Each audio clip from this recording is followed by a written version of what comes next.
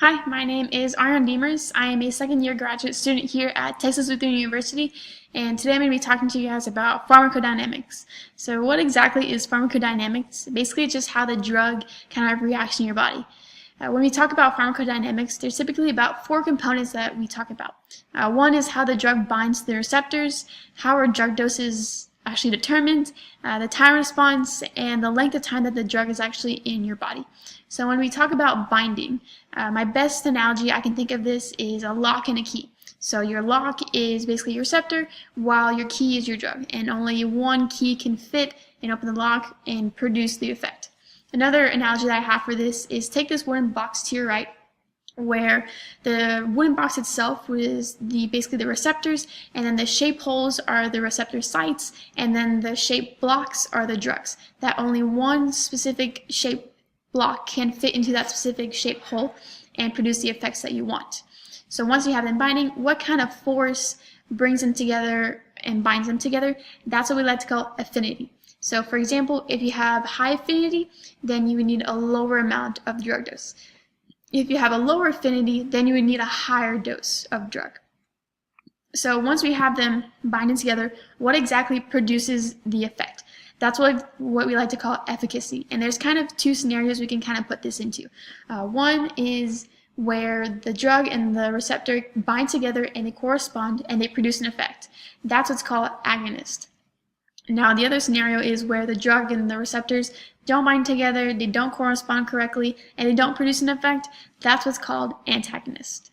So moving on, so what exactly determines the dosage of the drugs? So basically the minimum amount of drug that is needed to produce a response, that's what's called potency. So take this picture as an example, where the white bars are basically the amount of dosage of the drug that you're giving to your patient, while the red line is actually the effects that you have while you're taking this drug. So if you kind of look at it, lower amount of the drug dosage, we have our very first kind of minimal effect, or our first response. That's what we like to call our threshold. If we keep continuing on the red line, we keep going up and up and up, and then we hit a certain point where we hit a peak and we slowly kind of back down. That's what's called max effect. This is where, as you increase the drug dosage, you hit to a certain point where you no longer have efficacy and you decrease down and you have more of adverse or toxic effects. So kind of take into that account what kind of time response is and how long the length of time that the drug actually stays in your body. So when we look at this graph, the x-axis is actually the amount of drug that you're giving your patients in this population, and then the y-axis is the percentage of the population that is experiencing effects. So as you can see, we can look at the red line right there. That's what we like to call our ED50, or effective drug dosage, basically. This is where this certain amount of drug dosage is producing therapeutic responses in about half of the percentage of the population. Now, if you were to continue to give that population increasing amount of that drug, we would hit to a point where it's called TD50, or toxic dosage. This is where this amount of dosage produces adverse effects in about half of the population. Now, when we take that into account, if we look in between TD50 and ED50, we have something that's called therapeutic index. And this is kind of like the range of the desired effects. This is where you can kind of give your patient this amount of dosage without giving them any adverse effects or toxic effects.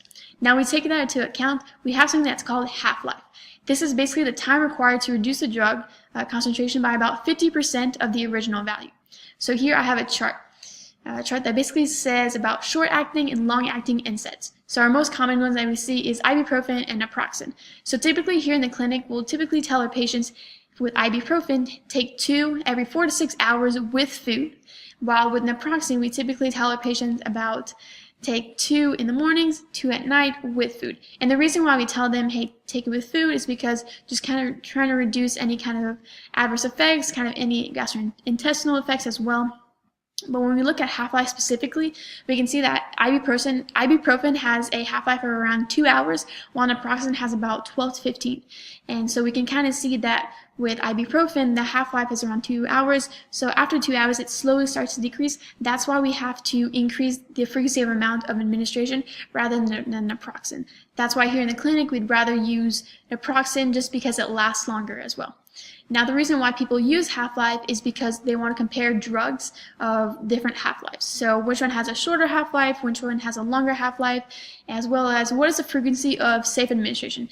When can I give the next dosage of drug without having any toxic or adverse effects to my patient?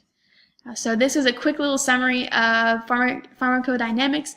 I hope you enjoyed it, and thank you very much.